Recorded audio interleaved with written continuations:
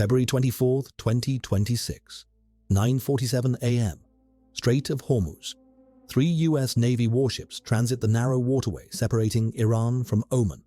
USS Porter, an Arleigh Burke-class destroyer. USS Tempest, a guided missile cruiser. USS Mobile Bay, another destroyer. Standard convoy, standard transit. The strait is only 21 miles wide at its narrowest point. Every commercial ship passes through here. Every Navy convoy navigates these waters. Routine operation. Routine day. The crews have done this dozens of times. Iran watches, always watches, sometimes sends boats to observe, sometimes harasses, but maintains distance, follows international law, accepts American presence. This time will be different, because 40 Iranian fast attack boats are approaching at high speed, not observing, not maintaining distance, swarming, coordinating, executing maneuver that will bring them within 25 yards of American warships, creating collision threat, creating provocation, creating 6-hour standoff where 3 heavily armed warships with combined firepower capable of destroying entire Iranian Navy cannot fire a single shot without starting war nobody wants. And what those 6 hours reveal will expose coordinated Iranian tactic designed to test American rules of engagement, to measure restraint, to prove that overwhelming military power means nothing when politics prevent its use, to demonstrate that asymmetric warfare works even against superior force, because sometimes the weapon isn't firepower, it's just proximity, it's just persistence, it's just willingness to risk collision, to risk death, to risk everything for demonstration that changes nothing and everything simultaneously. The numbers seem absurd. 40 Iranian speedboats, each maybe 30 feet long, each carrying 4 to 6 crew, against 3 American warships displacing 30,000 tons combined, with Aegis combat systems, with missiles that could sink every speedboat in seconds, with guns that could shred them, with overwhelming firepower, with technological superiority, with training advantage, with everything except one thing: permission to use it.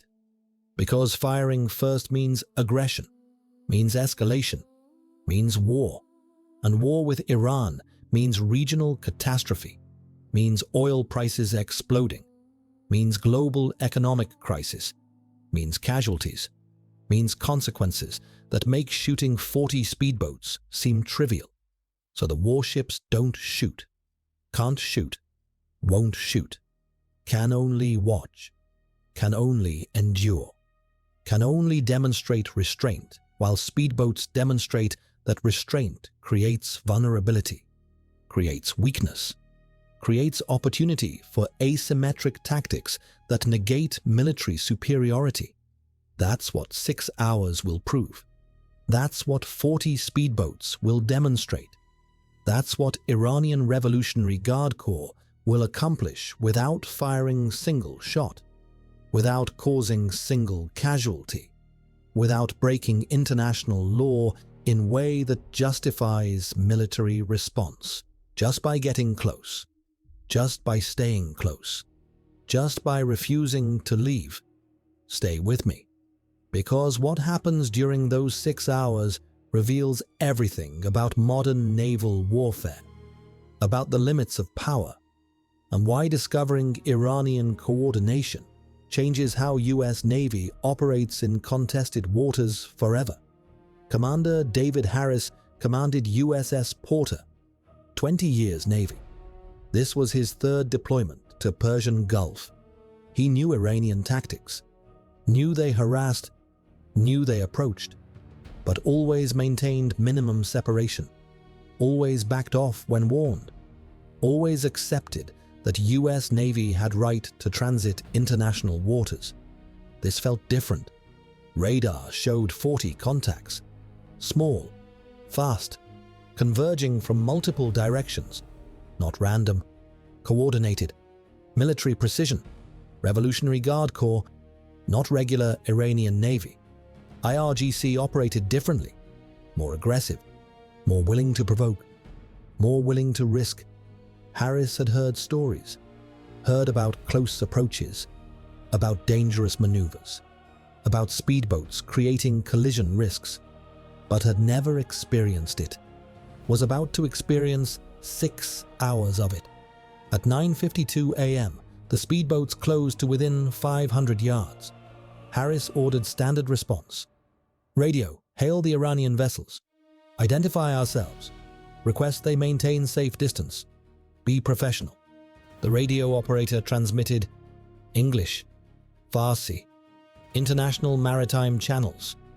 Iranian vessels, this is United States Navy warship. We are transiting international waters. Request you maintain safe distance of 500 yards. Acknowledge. No response.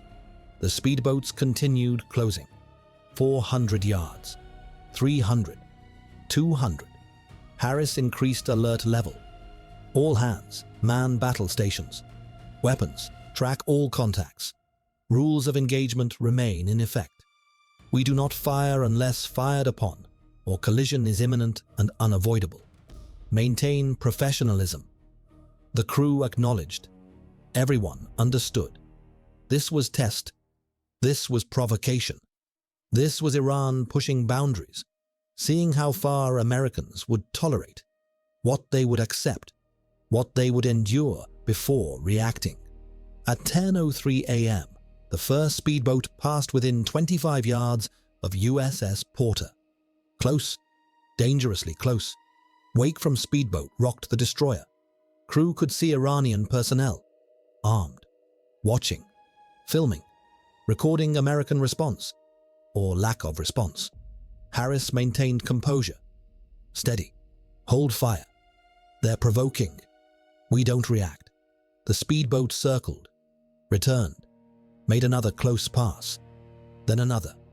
Then 4 more speedboats joined, circling the destroyer, coming close, backing off, approaching again, creating pattern, creating pressure, creating psychological warfare. Not shooting, not threatening directly, just being there, being close, being persistent, making American warship uncomfortable in its own operating area. That's asymmetric warfare. That's IRGC tactics. That's what Iran does when it can't match military power. It creates situations where power is irrelevant, where restraint is mandatory, where politics override capability. At 10:35 a.m., 30 minutes into harassment, 15 speedboats surrounded USS Porter. Others were harassing USS Tempest and USS Mobile Bay.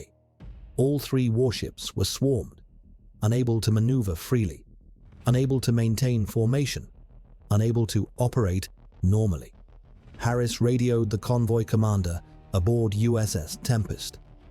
Tempest, Porter, we're being swarmed by multiple Iranian vessels, unable to maintain formation. Request guidance. The convoy commander, Captain Sarah Mitchell, responded. Porter, maintain course and speed. Do not react to provocation. We're reporting to 5th Fleet. Help is en route. Estimated 2 hours. Hold steady. 2 hours. Harris calculated what 2 hours of this would mean. 2 hours of speedboats circling. 2 hours of close approaches. 2 hours of psychological pressure. 2 hours of crew maintaining battle stations. 2 hours of tension. 2 hours of wondering if next pass would be actual collision. 2 hours of enduring what they couldn't stop through force, only through patience. At 11 a.m., 1 hour into standoff, Iranian speedboat made mistake, or deliberate provocation. Approached USS Porter's bow at high speed, direct course, collision course. Harris had seconds to decide. Maneuver and risk hitting other speedboats. Maintain course and risk collision. or order warning shots. Rules of engagement allowed defensive fire if collision was imminent and unavoidable. This qualified. Harris made call. Weapons fire warning shots. Ahead of approaching vessel. Make them break off. The deck guns fired. 20 mm rounds impacting water ahead of speedboat. Close. Clear warning. Unmistakable message. Break off or next rounds hit vessel. The speedboat turned. Last second. Avoided collision, but didn't leave. Just repositioned. Continued harassment. Warning shots changed nothing. Just demonstrated that Americans would fire warning shots. Would not fire at vessels. Would not kill. Would restrain even when provoked. That was intelligence. That was data. That was what IRGC wanted. To measure American response. To understand limits. To know what they could get away with. At 12:30 p.m., 3 hours into standoff, P-8 Poseidon aircraft arrived overhead. Maritime patrol aircraft. Armed. Could engage speedboats. Could provide air support. But had same rules of engagement. Could not fire without authorization. Could only observe, document, record, provide intelligence. The P-8 pilot radioed. Porter, Poseidon 2. We have visual on your situation. Counting 40 hostile vessels. Iranian Revolutionary Guard Corps. Coordinated harassment. We're documenting everything.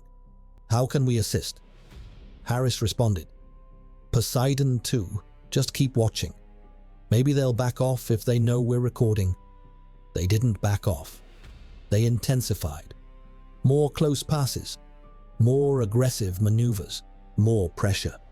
The P-8's presence changed nothing. Just added witnesses. Added evidence of Iranian provocation. But didn't stop it. Couldn't stop it without changing rules. Without authorization to fire. Without permission to sink speedboats that needed sinking. At 2:15 p.m., 4.5 hours into standoff, USS Gettysburg arrived. Another Arleigh Burke destroyer. Fresh. Alert.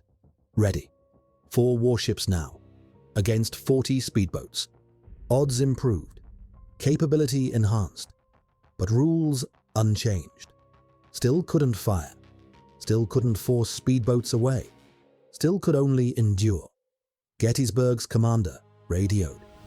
Porter, Gettysburg. We're here to assist. What's the situation? Harris explained. Gettysburg, we've been swarmed for 4 hours. 40 IRGC speedboats. Close approaches. Collision threats. Warning shots fired with no effect. They're not leaving. Not backing off. Just maintaining pressure. Gettysburg acknowledged. Copy. We'll position to provide support. Maybe our presence will deter them. It didn't. The speedboats continued. Unaffected by 4th warship. Unaffected by increased firepower. Because they knew. Knew Americans wouldn't fire. Knew rules of engagement prevented response. Knew that 4 warships or 40 warships didn't matter when none could shoot. That's psychological warfare. That's tactical success. That's asymmetric victory without single shot fired. At 3:47 p.m., 6 hours into standoff, Iranian speedboats suddenly dispersed. All 40, simultaneously, coordinated, received order, completed mission, made their point, demonstrated their capability, tested American restraint, measured American response, collected data, achieved objectives, without casualties, without combat, without violation of international law that justified military retaliation. They'd harassed American warships for 6 hours, come within 25 yards repeatedly, created collision threats, forced warning shots, and left when ready, on their timeline. Not American timeline, not because they were forced, because they chose to. That was message. That was demonstration. That was Iranian asymmetric warfare success. That was what 6 hours accomplished. Proof that American military superiority means nothing when rules prevent its use, when politics override tactics, when restraint becomes vulnerability. But here's what 6 hours revealed. Here's what intelligence analysis discovered from Iranian communications. Here's why 40 speedboats did exactly what they did, and why understanding their mission changed everything about US Navy operations in Strait of Hormuz. The speedboats weren't random harassment, weren't spontaneous provocation, were coordinated test, systematic test of American rules of engagement, of American restraint, of American response times, of American capabilities under pressure. Every speedboat had specific assignment. Some tested close approaches to bow, others to stern, others to midships. Some tested high-speed passes, others slow approaches. Some tested collision courses, others parallel courses. Each variation designed to provoke different response, to measure different reaction, to understand different constraint. This was military exercise, data collection, intelligence gathering, determining exactly what Americans would tolerate, what distance would trigger response, what maneuver would cause warning shots, what threat would justify defensive fire. Everything measured, everything recorded, everything analyzed, for future operations, for wartime planning, for understanding American vulnerability in confined waters. The intelligence collection was comprehensive. Iranian signals intelligence recorded all American communications, heard convoy commander ordering restraint, heard rules of engagement discussed, heard frustration, heard confusion, heard everything that revealed American constraints, American political considerations, American fear of escalation. That's what 6 hours gathered. Not just tactical data, but strategic understanding. Understanding that American military power is constrained by politics.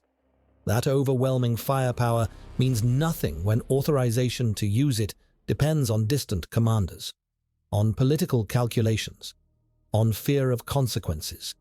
Iran learned that lesson, learned it thoroughly, will apply it in future, in war, in crisis, in confrontation. They know now, know that American warships in Strait of Hormuz are vulnerable, not to Iranian military power, but to Iranian willingness to risk, to get close, to stay close, to provoke without attacking, to test without fighting, to win without shooting. That's asymmetric warfare mastery. That's what 6 hours taught Iran. That's what 40 speedboats accomplished. Not military victory, psychological victory. Understanding that translates to advantage, to capability, to future success against superior force that can't be used. Commander Harris filed comprehensive report, documented everything, every approach, every close pass, every communication, every decision, everything about 6 hours that changed how he understood his mission, his capabilities, his constraints. He'd commanded warship with more firepower than entire Iranian speedboat fleet, but couldn't use it, couldn't protect his ship beyond verbal warnings, couldn't force respect through capability, could only endure, could only demonstrate restraint that Iran interpreted as weakness, as vulnerability, as opportunity. That's what reports said. That's what Harris understood. That American Navy in Strait of Hormuz operates under political constraints that Iran can exploit. That speedboats can swarm warships without consequence. That provocation succeeds when response is prevented.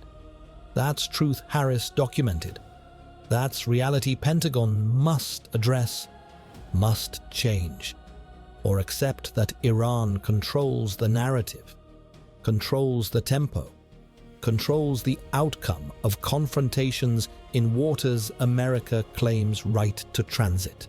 The 40 speedboats returned to Iranian bases, crews debriefed, data analyzed, tactics refined, training updated, for next time, for next convoy, for next opportunity to test American restraint, to push boundaries, to demonstrate that military superiority means nothing when constrained by rules that adversary doesn't follow. Iran learned valuable lessons, lessons that cost nothing, lessons that American warships provided through restraint, through professionalism, through following rules that Iran exploits. That's asymmetric warfare. That's February 24th, 2026. That's 6 hours in Strait of Hormuz, where 40 speedboats defeated 4 warships without firing shot, where provocation succeeded through persistence, where American firepower was neutralized by American restraint, where Iran won without winning, where America lost without losing, where Standoff proved that modern warfare isn't always kinetic. Sometimes it's just psychological, just presence, just proximity, just willingness to get close and stay close until Americans prove they won't shoot, won't escalate, won't risk war over speedboat harassment. That's what Iran earned. That's what 6 hours taught. That's what 40 speedboats accomplished. Understanding, advantage, victory measured in data and psychological impact rather than destroyed vessels and killed sailors. That's modern asymmetric warfare.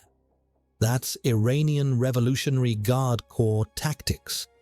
That's what US Navy faces in Strait of Hormuz. Not military threat, psychological threat, political threat, threat that firepower can't counter, because firing means escalation, means war, means consequences nobody wants. So warships endure, restrain, document, report, and Iran learns, adapts, prepares, for next time, for conflict, for moment when restraint ends, when shooting starts, when speedboats swarm again, but this time Americans fire, and 40 speedboats become martyrs, become propaganda, become justification for retaliation. That's what Iran is preparing for. That's what 6 hours built toward. That's what coordination tested. Not just American restraint, but American willingness to kill when provoked enough, to find that threshold, to understand that boundary, to know exactly how much provocation triggers response. That's intelligence worth 6 hours, worth 40 speedboats, worth risk of collision, worth everything. Because next time, Iran knows exactly how far to push, exactly when to stop, exactly how to harass without triggering response that justifies what they want to do anyway. Retaliate, escalate, start war they've been preparing for. That's February 24th legacy. That's 6-hour standoff truth. That's what 40 speedboats versus 4 warships really tested. Not military capability, political will, American willingness to use force when force becomes necessary. Iran found answer. Americans won't. Not yet. Not over speedboats. Not over harassment. Not over 6 hours of provocation. They'll endure. They'll restrain. They'll follow rules. And Iran will exploit those rules, will push further, will test more, until threshold found, until response triggered, until war starts. That's what 6 hours move toward. That's what coordination prepared. That's what speedboats tested. Everything.